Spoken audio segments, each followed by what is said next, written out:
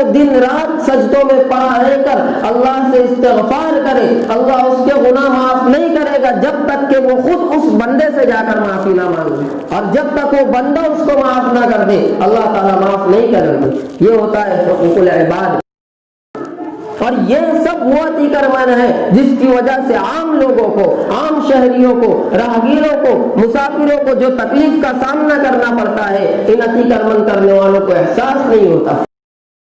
کہ سڑکوں پر ہوٹلوں کی کرسیاں بچھا دی جاتی ہے، سڑکوں پر کنسلٹ کی گاڑی آدھی سڑکوں پر لگا دی جاتی ہے۔ ہم سوچتے ہیں کہ ہم اپنا جائز کاروبار کر رہے ہیں، لیکن ہم یہ نہیں سوچتے کہ ہم اپنا جائز کاروبار ناجائز طریقے سے کر رہے ہیں۔ پیسہ تو حلال ہوگا، پیسہ تو جائز ہوگا، لیکن اس پیسے میں کوئی برکت نہیں ہوگی جس میں دوسروں کو تکلیف دی گئی ہو، دوسروں کا حق مارا گیا ہو۔ سرکاری املاک، عام شاہراہ لوگوں کا حق ہے، کیونکہ ناپاک کپڑوں میں نماز نہیں ہوتی، اس کا گناہ کس کے سر جاتا ہے؟ اگر آپ کے محلے کا قائد صحیح نہیں ہے تو پورے محلے کا گناہ اس کے سر جا رہا ہے، اگر شہر کے سب قائدین صحیح نہیں ہے تو شہر کے سارے قائدین کے سر اس کا گناہ جا رہا ہے، اور وہ قیامت کے دن کس کس کو جواب دے گی؟ میں نے شروع میں حقوق العباد پہ کہا تھا ایک کو جواب دینا قیامت کے دن مشکل ہوگا، پوری نیکیاں لے کر چلا جائے گا، کیا کریں گے؟ سارے گناہ اپنے سر لا دیں گے۔ کتنوں کے گناہ ہیں؟ 1 کے 10 کے 20 کے، محلے میں تو ہزاروں لوگ بستے ہیں، شہر میں تو لاکھوں لوگ ہیں، کن کن کے گناہ یہ اپنے سر پر لے کر جائیں گے؟ پورا شہر تکلیف میں ہے، سب تکالیف سے جوجھ رہے ہیں۔ آج گٹروں کا پانی سڑکوں پر آ چکا ہے، گٹروں کے پانی میں ہو کر مصلیان مسجد میں آ رہے ہیں، ان کی نماز ضائع ہو رہی ہے۔ ہر ایک شخص ان تکالیف سے جوجھ رہا ہے، سڑکوں پر چلنے کے لیے صحیح سڑک موجود نہیں ہے، لوگ تکالیف سے گر رہے ہیں، چوٹ لگ رہی ہے، وہ پریشان ہے۔ ایک وہ امیر المومنین تھا حضرت عمر رضی اللہ عنہ جو کہتے تھے کہ اگر خلافت عمر میں، عمر کی خلافت میں دریائے فرات کے کنارے کوئی کتا پیاس سے مر جائے تو قیامت کے دن عمر کو اس کا بھی جواب دینا پڑے گا کہ تیرے دور خلافت میں وہ کتا پیاسا کیوں مر گیا۔ یہ تھی حضرت عمر، یہ تھی خلافت، یہ تھی مسلمانوں کی قیادت، یہ تھا جذبہ ایمان کا۔ آج میں صرف اس لیے کہہ رہا ہوں کہ یہاں کی ساری قیادت مسلمان ہے، یہاں کے محلے کے جو قائد ہے وہ مسلمان ہیں، یہاں پر الگ الگ پینل کے وارڈ کے جو قائد ہے وہ مسلمان ہیں، شہر کے جو دیگر قائدین ہیں وہ مسلمان ہیں، اس کے علاوہ یہاں مسلمان اتنی تکلیف میں مبتلا ہے، ہر طریقے کی مسلمان تکلیف اٹھا رہے ہیں۔ بسم اللہ الرحمن الرحیم، الحمد للہ وکفا وسلام علی عبادہ الذین اصطفى، اما بعد فقد قال النبی صلی اللہ علیہ وسلم عن ابی موسیٰ اشعری رضی اللہ عنہ قال قال رسول اللہ صلی اللہ علیہ وسلم المسلم من سلم المسلمون من لسانه ويده وقال اماطة الاذى عن الطریق صدقہ، او کما قال علیہ الصلاۃ والسلام۔ محترم بزرگان دین، عزیز نوجوان ساتھیوں اور دوستوں، اسلام ایک آفاقی مذہب ہے۔ اس کا یہ مطلب ہے کہ اسلام جو مذہب ہے اس کے جو احکامات ہیں وہ کسی بندے کے بنائے ہوئے نہیں ہیں، یا دنیا میں آ کر اس کو تیار کیا گیا نہیں ہے، بلکہ اسلام ایک ایسا مذہب ہے جس کے تمام احکامات آسمان سے نازل کیے گئے۔ دنیا میں دیگر بہت سارے مذاہب ہیں مگر وہ انسانوں کے بنائے ہوئے ہیں، پرانی عادتیں، پرانے اقوال، پرانے بزرگان کے طریقے جمع کر کے ایک دین کا نام دے دیا اور وہ چل پڑا۔ اسی طرح جو دیگر ادیان ہیں وہ انسانوں کے بنائے ہوئے ہیں، لیکن جو اسلام ہے وہ ایک آفاقی مذہب ہے۔ اس میں ایک ایک جو اللہ تعالیٰ کا حکم ہے وہ اللہ تعالیٰ کا فرمان ہے، وہ آسمان سے نازل کیا گیا ہے، اسی لیے اس میں کسی قسم کی خامی نہیں ہے۔ اسلام ایک ایسا مذہب ہے جو ہر شعبے میں، صرف عبادت کے معاملات پر نہیں بلکہ ہر شعبے میں، معاشرت پر، معاشیات پر، آپسی معاملات پر، سیاست پر، ہر شعبے میں انسانوں کی رہنمائی کرتا ہے اور انسانوں کی قیادت کرتا ہے، اور ہر شعبے میں اسلامی احکامات بھرے پڑے ہوئے ہیں۔ ہر شعبے میں اللہ کے جو حقوق ہیں، بندے کے جو حقوق ہیں ان کے ہر شعبے میں، نماز، روزہ، زکوٰۃ، حج اور دیگر جو عبادتیں ہیں جو حقوق اللہ کہلاتی ہیں، اور وہ حقوق جو بندوں سے منسلک ہے، بیوی کے شوہر پر حقوق، شوہر پر بیوی کے حقوق، اولاد کے حقوق، باپ کے حقوق، پڑوسی کے حقوق، مسافر کے حقوق، مسکینوں کے حقوق، یتیموں کے حقوق، یہ ایسے حقوق ہیں جن کا تعلق حقوق العباد سے ہے۔ اور حقوق اللہ اور حقوق العباد میں بہت بڑا فرق ہے۔ ایک انسان نماز نہیں پڑھتا، اس کا جواب اسے اللہ کو دینا ہوگا۔ ایک انسان زکوٰۃ ادا نہیں کرتا، اس کا جواب اسے اللہ کو دینا ہوگا۔ ایک انسان صاحب مال ہے، صاحب نصاب ہے، اس کے پاس مال و دولت ہے لیکن حج نہیں کر رہا، اس کا حساب اس کو اللہ کو دینا ہوگا۔ ایک انسان صحت میں ہے، تندرست ہے، جوان ہے اور روزے نہیں رکھ رہا ہے، اس کا حساب اس کو اللہ کو دینا ہوگا، چاہے وہ پوری زندگی نماز نہ پڑھا ہو، پوری زندگی روزہ نہ رکھا ہو۔ اللہ تعالیٰ قیامت کے دن اپنے رحم و کرم سے، اپنے فضل سے اس کو معاف کر سکتا ہے، اس کو جنت میں ڈال سکتا ہے۔ لیکن وہ حقوق جن کا تعلق بندوں سے ہے، جو بندوں سے منسلک ہے، اللہ تعالیٰ اس کو معاف نہیں کر سکتا جب کہ وہ بندہ اس کو خود معاف نہ کر دے۔ آج اگر کوئی شخص تہجد گزار ہے، نمازیں پڑھ رہا ہے، تسبیحات گما رہا ہے، بڑے بڑے اعمال کر رہا ہے، ہر سال حج کے لیے جا رہا ہے، بیچ بیچ میں عمرہ کر رہا ہے، اس کی نیکیوں کے چرچے ہیں، لیکن اگر وہ حقوق العباد میں کوتاہی کر رہا ہے، اگر اس نے وراثت میں اپنی بہن کو حصہ نہیں دیا، اگر اس نے کسی کا مال غصب کیا، اگر اس نے چوری کی، اگر اس نے قرض لیا اور قرض ادا نہیں کیا، تو چاہے وہ دن رات سجدوں میں پڑا رہ کر اللہ سے استغفار کرے، اللہ اس کے گناہ معاف نہیں کرے گا جب تک کہ وہ خود اس بندے سے جا کر معافی نہ مانگے، اور جب تک وہ بندہ اس کو معاف نہ کر دے اللہ تعالیٰ معاف نہیں کرے گا، کیونکہ یہ بندوں کا حقوق ہے، اور جب تک اس بندے سے معافی نہ مانگی جائے اللہ تعالیٰ اس کو معاف نہیں کرتا۔ ابھی سوشل میڈیا کا زمانہ ہے، واٹس ایپ اور فیس بک پہ شب برات کے موقع پر، رمضان کے موقع پر، دیگر مواقع پر معافیاں مانگی جاتی ہے۔ کوئی حج کرنے کے لیے جا رہا ہے، سوشل میڈیا پر ڈال دیا، مسجد میں اعلان کر دیا کہ فلاں شخص حج کے لیے جا رہا ہے، اس سے جو غلطیاں ہوئی ہیں معاف کر دو۔ حالانکہ اس شخص کو پتا ہے میں نے کس کس کے ساتھ چھیڑخانی کی ہے اور میرا کس کس کے ساتھ جھگڑا ہے اور میں نے کس کس کا حق مارا ہے، وہ اس سے جا کر معافی نہیں مانگتا، سر عام لوگوں میں اعلان کرواتا ہے کہ میرا جس پر حق ہے وہ مجھے معاف کر دے، جس کا قرضہ باقی ہے اس کو قرضہ نہیں دے رہا ہے، جس کا مال غصب کیا اس کا مال ادا نہیں کر رہا ہے اور لوگوں سے معافی مانگ رہا ہے۔ وہ چاہے دن رات معافیاں مانگتا رہے، اللہ کے سامنے پڑا رہے، اللہ تعالیٰ اس کے کوئی اعمال کو قبول نہیں کرے گا جب تک کہ وہ بندہ اس کو معاف نہ کر دے۔ یہ ہوتا ہے حقوق العباد۔ اور حقوق العباد ہی کے معاملے میں میں اس لیے آپ کو ابھی بتلا رہا ہوں کہ آخر میں جو باتیں آپ کے سامنے لائی جائے گی وہ سب حقوق العباد میں ہے۔ آج ہم دیکھتے ہیں بہت سارے لوگ ایسے ہیں جن کو لمبی لمبی داڑیاں ہیں، کرتا پیجامہ پہنتے ہیں، 5 وقت کی نماز ادا کرتے ہیں، فرض کو فرض، سنت موقدہ، غیر موقدہ، نفل، تہجد گزار ہیں، تسبیحات پوری کرنے والے ہیں، لیکن ان کے اخلاق درست نہیں ہوتے، ان کی حقوق العباد میں کوتاہی کرتے ہیں، اللہ کے یہاں ان کے کوئی اعمال کی کوئی قدر نہیں ہوگی۔ قیامت کے دن وہ نیکیوں کا پہاڑ لے کر آئیں گے اور پھر وہ اشخاص جن کا اس نے حق مارا ہے وہ اس کے سامنے لا کر کھڑے کر دیے جائیں گے اور پھر اس کی نیکیاں ان کو دے دی جائے گی، اور جب اس کی نیکیاں ختم ہو جائے گی تو ان لوگوں کے پورے گناہ اس پر لاد دیے جائیں گے۔ اس طرح وہ نیکیوں کا پہاڑ لے کر آئے گا اور جہنم میں پھینک دیا جائے گا، صرف بندوں کے حق کی وجہ سے جو کہ اس نے ادا نہیں کی۔ آج دیکھا جائے تو ہمارا شہر مالیگاؤں شہر مسجدوں کا، میناروں کا، خانقاہوں کا، مدرسوں کا شہر کہا جاتا ہے، باشعور لوگوں کا شہر کہا جاتا ہے، لیکن کچھ موٹی موٹی غلطیاں، کچھ ایسے گناہ جس میں تمام لوگ ملوث ہیں، وہ ہمیں نظر نہیں آتی، اور ہم سوچ رہے ہیں کہ ہم دن رات نیکیاں کر رہے ہیں، ہم دن رات اچھے اعمال کر رہے ہیں، حقوق اللہ کی پاسداری کر رہے ہیں، اللہ ہم کو جنت میں ڈال دے گا، لیکن حقوق العباد میں اتنی کوتاہی ہو رہی ہے کہ قیامت کے دن اس کی ساری نیکیاں ضائع ہو جائے گی۔ ایک ایسا لفظ، سب سے بڑی غلطی، سب سے بڑا گناہ، آج جو تکلیف کا، شروع میں نے جو حدیث آپ لوگوں کے سامنے پڑھی، المسلم من سلم المسلمون من لسانه ویدہ، اللہ کے نبی صلی اللہ علیہ وسلم نے فرمایا کہ مسلمان وہ ہے،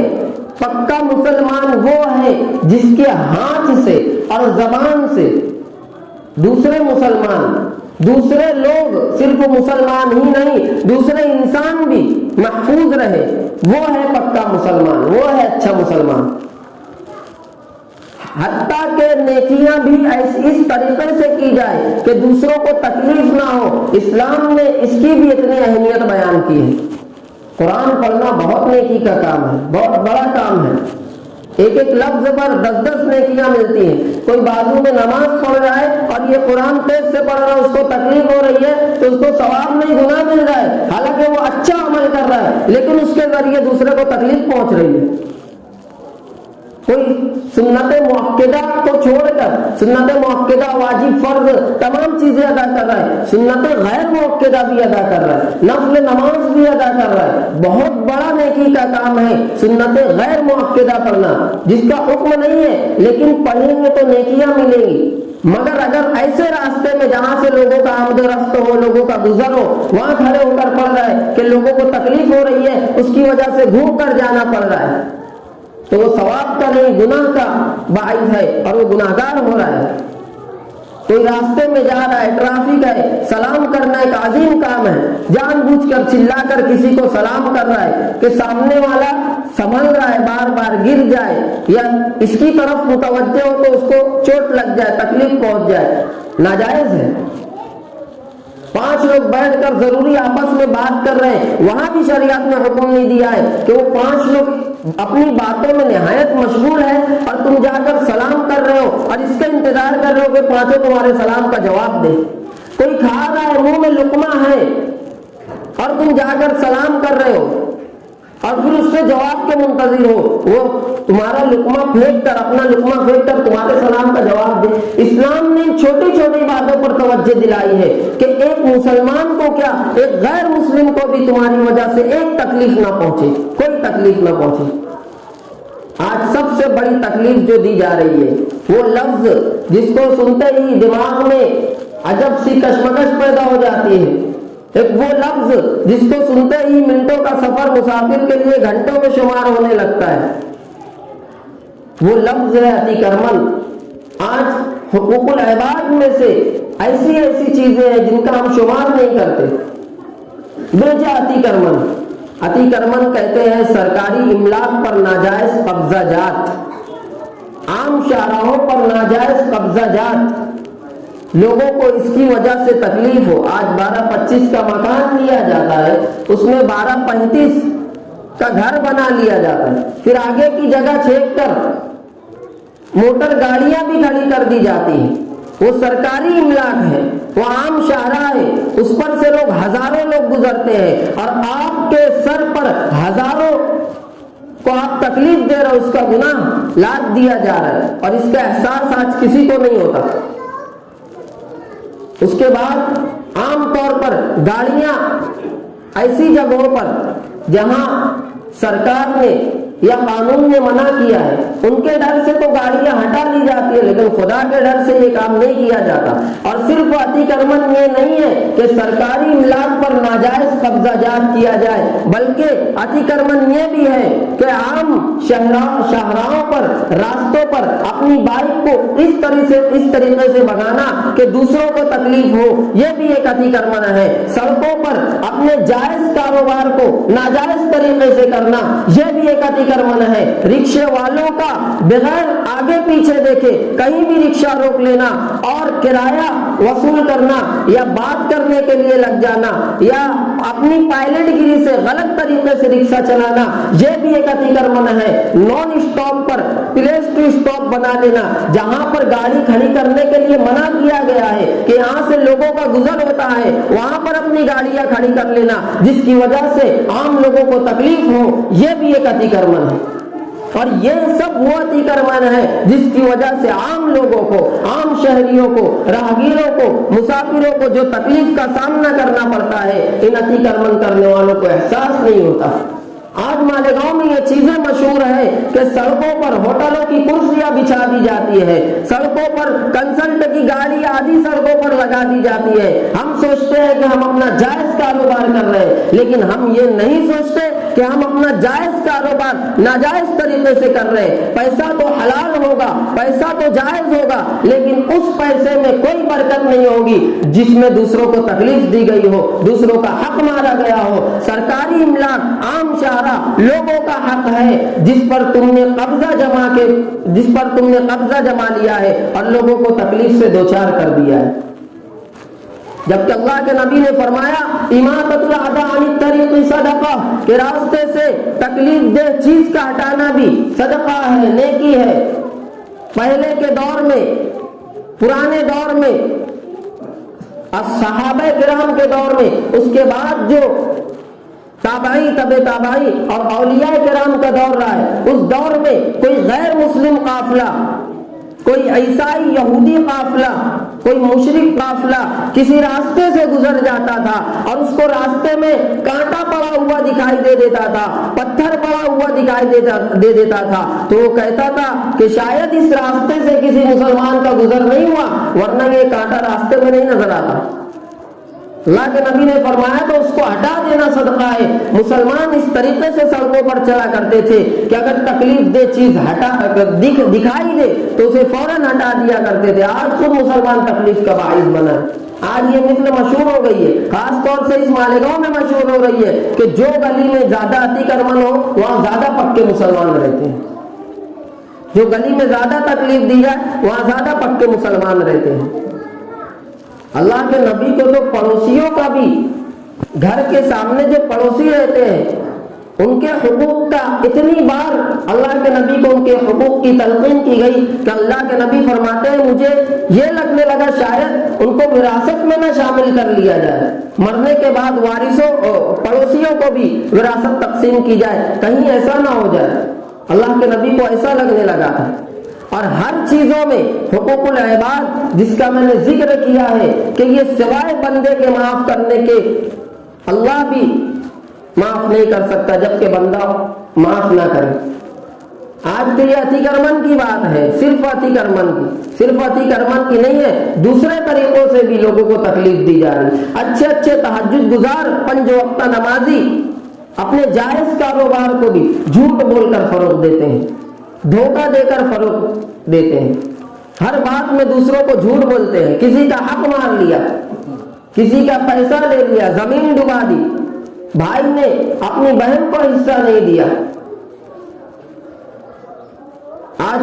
पिछले हफ्ते मैंने किसी अखबार के कॉलम में पढ़ा था कि मालेगांव में भी ये चीज शुरू हो गई है कि बाप को धक्के मारकर आखिरी उम्र में निकाल दिया जा रहा है घर में से, या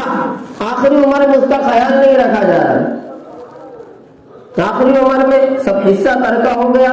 सब लोग बराबर बांट लिए, बाप को किनारे लगा दिया जाता है और आखिरी उम्र में बूढ़ों को, बुजुर्गों को दवाई और गोलियों की और अपने बच्चों की बहुत ज्यादा जरूरत रहती है। जितनी जवानी में नहीं उससे ज्यादा बुजुर्गी में, बुढ़ापे में रहती है। आज सरपरस्त और वालिदैन भी ये काम करते हैं कि शरीयत में इसकी इजाजत है, लेकिन विरासत का हुक्म इसलिए बनाया गया है कि मरने के बाद विरासत बच्चों में तकसीम की जाए तो शरई लिहाज से तकसीम की जाए, लेकिन जिंदा रहते हुए कुछ बेचारे बुजुर्ग ये कर देते हैं कि अपनी जिंदगी में ही सब लोगों को अपना हक देकर खुद पल्ला झाड़ लेते हैं और बाद में उन लोगों को पूरा हक जब मिल जाता है तो वो क्यों बाप पर ध्यान देंगे। آج کے دور میں تو اس طریقے سے چلنے والا ہے کہ بیٹوں کو بنا کر اپنا اپنا حق دے دیا جائے، لیکن کچھ مال و دولت اپنے پاس بھی رکھی جائے تاکہ وہ نالائق جو ہے آپ پر تمہارے مرنے تک دھیان دے، تمہارا خیال رکھے، اور پھر تمہارے مرنے کے بعد شرعی لحاظ سے ان کے درمیان وہ حصہ تقسیم ہو ہی جائے گا۔ تو کہنے کا مطلب یہ تھا کہ حقوق العباد میں ہر طریقے سے کوتاہی کی جا رہی ہے۔ نمبر 1 جو میں نے آپ لوگوں کو بتلایا، یہ عوام کے ذریعے عوام کو تکلیف دی جا رہی ہے، یعنی عوام خود اپنی عوام کو،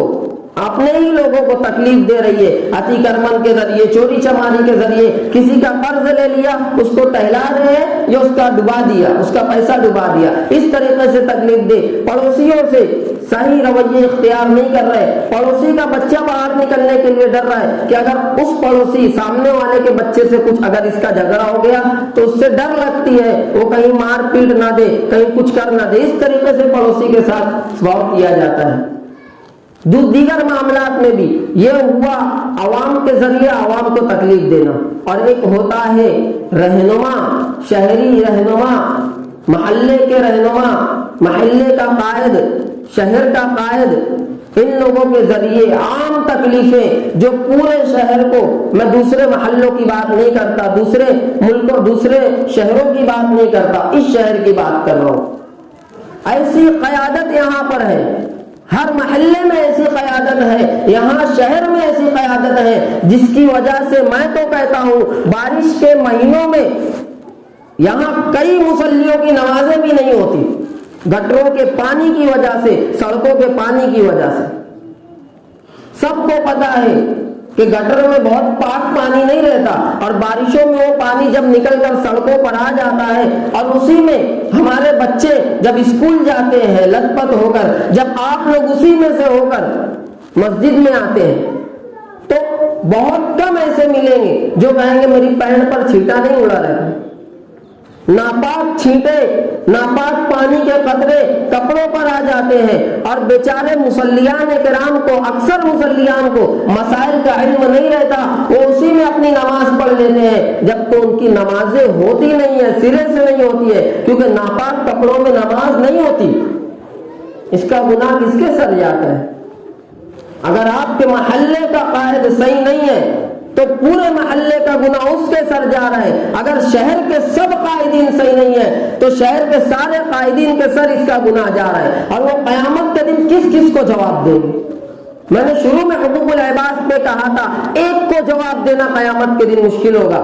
پوری نیکیاں لے کر چلا جائے گا، کیا کریں گے؟ سارے گناہ اپنے سر لا دیں گے۔ کتنوں کے گناہ ہیں؟ 1 کے 10 کے 20 کے، محلے میں تو ہزاروں لوگ بستے ہیں، شہر میں تو لاکھوں لوگ ہیں، کن کن کے گناہ یہ اپنے سر پر لے کر جائیں گے؟ اماطۃ الاذى عن الطریق صدقہ، سڑکوں پر سے تکلیف دہ چیز ہٹا دینا صدقہ ہے۔ سڑک کہاں ہے یہاں پر صحیح طریقے سے؟ پوری سڑک ہی تکلیف کا باعث بنی ہوئی ہے۔ کون سی سڑک یہاں پر سالم ہے؟ کون سی سڑک بغیر تکلیف کا باعث نہیں ہے؟ اخباروں میں آ رہا ہے، واٹس ایپ پہ کئی لوگوں،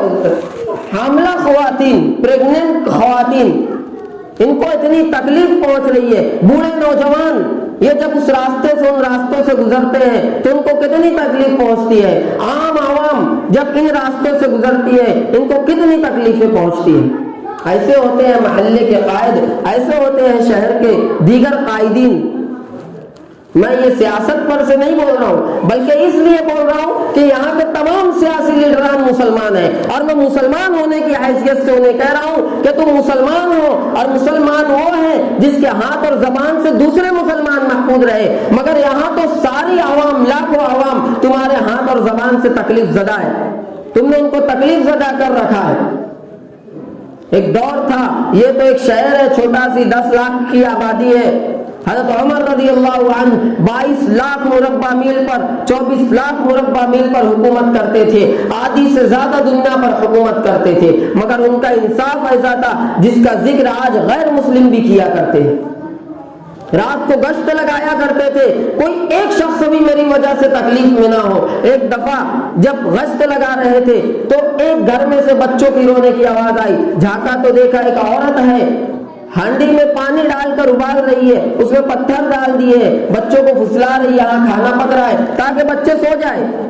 حضرت عمر کی آنکھوں میں سے آنسو نکل پڑے، فوراً گئے بیت المال میں سے تیل گھی آٹا جو تھا وہ لیا، اپنے کاندھوں پر اس کو رکھا، ساتھ میں غلام بھی ہے، اسلم نامی غلام کہنے لگا آپ کیوں اٹھا رہے، آپ امیر المؤمنین ہیں، میں اٹھا لیتا ہوں۔ کہنے لگے قیامت کے دن میرا بوجھ اٹھائے گا،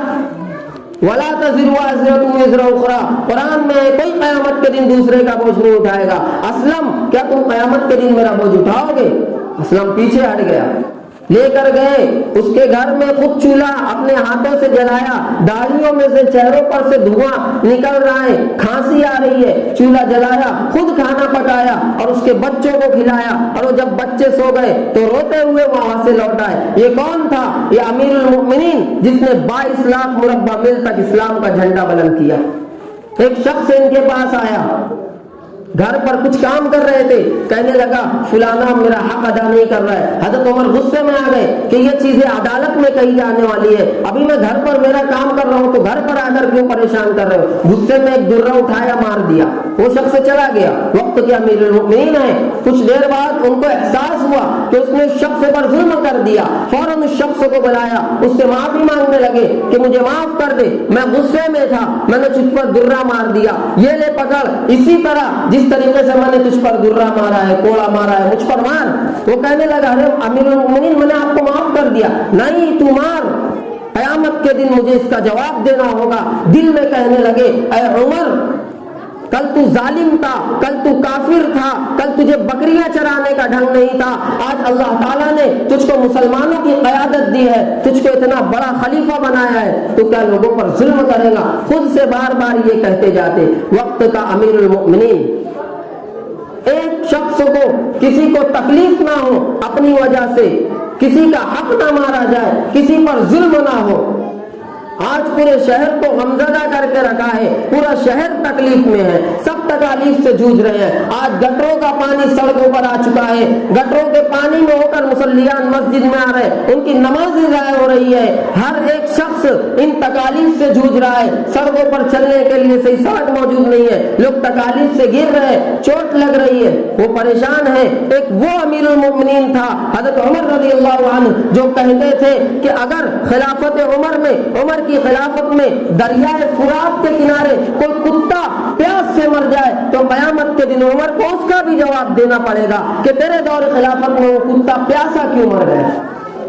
یہ تھے حضرت عمر، یہ تھی خلافت، یہ تھی مسلمانوں کی قیادت، یہ تھا جذبہ ایمان کا۔ آج میں صرف اس لیے کہہ رہا ہوں کہ یہاں کی ساری قیادت مسلمان ہے، یہاں کے محلے کے جو قائد ہیں وہ مسلمان ہیں، یہاں پر الگ الگ پینل کے وارڈ کے جو قائد ہیں وہ مسلمان ہیں، شہر کے جو دیگر قائدین ہیں وہ مسلمان ہیں۔ اس کے علاوہ یہاں مسلمان اتنی تکلیف میں مبتلا ہے، ہر طریقے کے مسلمان تکلیف اٹھا رہے ہیں۔ آج ضرورت اس بات کی ہے کہ مسلمانوں کی قیادت مضبوط ہو، مسلمانوں کا قائد مضبوط ہو جو مسلمانوں کی صحیح طریقے سے رہنمائی کر سکے۔ آج مسلمانوں پر ہر طریقے سے ظلم ہو رہا ہے، آج مسلمانوں کی شریعت پر حملہ ہو رہا ہے، طلاق کے معاملے میں حملہ کیا گیا، دیگر معاملات میں حملہ کیا گیا، یہاں تک کہ مسلمانوں کو اس ملک بدر کرنے کی بات کی جانے لگی۔ مگر آج کے مسلم قائدین، پورے ملک کے مسلم قائدین حرام خوری میں مبتلا ہے، مسلمانوں کو دھوکہ دے رہے ہیں اور مسلمانوں کو تکلیف میں مبتلا کر دیا ہے۔ آج ہم بھی دعا کریں اپنے قائدین کے لیے، آج ہم بھی دعا کریں اللہ انہیں ہدایت عطا فرمائے، انہیں عقل سلیم دے، انہیں صحیح قیادت کی توفیق دے۔ قرآن میں ہے وَمَن يَغْلُ اللَّحْتِ بِمَا غَلَّ يَوْمَ الْقِيَامَةِ، ایک شخص کا کوئی حق مارے گا قیامت کے دن وہ اپنی گردنوں پر اس گناہوں کو لے کر آئے گا۔ یہاں تو 10 لاکھ عوام کا حق مارا جا رہا ہے، محلے کے 20-20 30-30 ہزار لوگوں کا حق مارا جا رہا ہے، یہ کس کس کو قیامت کے دن جواب دیں گے؟ ان کی نیکیاں قیامت کے دن سالم رہے گی۔ عوام کا پیسہ کھا لیا جاتا ہے، کرپشن خوری کی جاتی ہے اور عوام تکلیف میں مبتلا ہوتی ہے۔ آج ہمیں بھی اس بات کی ضرورت ہے کہ محلے کا قائد، شہر کے قائدین، کسی بھی طریقے کی قیادت ہو، سیاسی قیادت ہو یا ملی یا دینی قیادت ہو، محلے کا کوئی بڑا عالم، شہر کا کوئی بڑا عالم، کسی بھی طریقے کی قیادت ہو، صحیح انداز سے اس کو چنے اور خود بھی گناہوں سے بچے، کیونکہ اعمال کا نتیجہ یہ حاکم بنا کرتے ہیں۔ اللہ کے نبی نے فرمایا تھا نا، تمہارے برے اعمال ہی تمہارے حاکم ہوا کرتے ہیں، جیسے اعمال رہیں گے وقت کے ویسے حاکم تم پر مسلط کر دیے جائیں گے۔ ایک غیر مسلم نے ایک بزرگ سے پوچھا تھا کہ تم مسلمان ہو، ایمان والے ہو، تم بڑی تعریف اپنی کیا کرتے ہو کہ اللہ تعالیٰ نے ہمیں یہ نعمت عطا کی اور تمہارے خدا نے تم سے بڑا بڑا وعدہ کیا ہے، پھر بھی مسلمان اتنی تکلیف میں کیوں رہتے ہیں، اتنی تکلیف کیوں اٹھاتے ہیں؟ تو اس بزرگ نے، اس اللہ کے ولی نے اس غیر مسلم کو یہ کہا تھا کہ کبھی تم نے بکریاں چرائی ہے؟ اس نے کہا ہاں۔ کہا بکریوں کی حفاظت کے لیے تم کس کو لگاتے ہو؟ تو اس نے کہا کتوں کو ہم چاروں طرف سے معمور کرتے ہیں۔ کیوں معمور کرتے ہو؟ اس لیے کرتے ہیں کہ وہ بکریاں بھٹک کر الگ نہ نکل جائے اور اس پر بھیڑیا حملہ نہ کر دے، اس لیے وہ کتے چاروں طرف سے ان بکریوں کو ایک کر کے رکھتے ہیں۔ بزرگ نے کہا ہم بھی اللہ تعالیٰ کی بکریاں ہیں، ہم بھی اللہ تعالیٰ کے اسی طرح بندے ہیں، اور اللہ جب ہم بھٹکنے کے لیے جاتے ہیں اللہ تم جیسے کتوں کو ہمارے ارد گرد لگا دیتا ہے، مسلط کر دیتا ہے، ہم کو تکلیف میں مبتلا کر دیتا ہے تاکہ ہم لوگ پھر ایک جگہ جمع ہو جائے اور اللہ کی عبادت کے لیے یکسو ہو جائے۔ ہمارے اعمال جیسے ہوں گے ویسے ہمارے حاکم ہوں گے۔ آج ہم حرام کھاتے ہیں تو ہمارے حاکم بھی حرام کھائیں گے، آج ہم کسی کو تکلیف دیتے ہیں تو ہمارے حاکم بھی ہمیں تکلیف دیں گے۔ تو حقوق اللہ اور حقوق العباد یہ دو چیزیں ہیں۔ اللہ تعالیٰ اپنے حق معاف کر سکتا ہے۔ کوئی صدیوں کا بگڑا ہوا بدکار ہو، زانی ہو، گناہگار ہو، نماز نہیں پڑھ رہا، روزے نہیں رکھ رہا، زکات نہیں دے رہا، صاحب مال ہے، حج کے لیے نہیں جا رہا، ہو سکتا ہے کل قیامت کے دن اللہ تعالیٰ اس کو معاف کر دے، جنت میں ڈال دے۔ لیکن کوئی تہجد گزار بندہ بھی کسی ایک کا حق مارا ہوگا تو قیامت کے دن اللہ تعالیٰ اس کو معاف نہیں کرے گا جب تک وہ شخص اس کو معاف نہ کر دے جس کا اس نے حق مارا ہے۔ تو آج ضرورت اس بات کی ہے کہ مکمل طور پر یکسو ہو کر ہم دین کے پاسدار بنے۔ حقوق اللہ ہم پورا کر رہے ہیں، حقوق العباد بھی ہم پورا کریں، اپنے اخلاق درست کریں، کسی سے ہمارے معاملات نہ بگڑے، اور اگر کسی کے ساتھ بگڑ گئے اور ہمیں ایسا لگتا ہے کسی کو ہماری وجہ سے تکلیف پہنچی ہے تو اس سے معافی کر لے،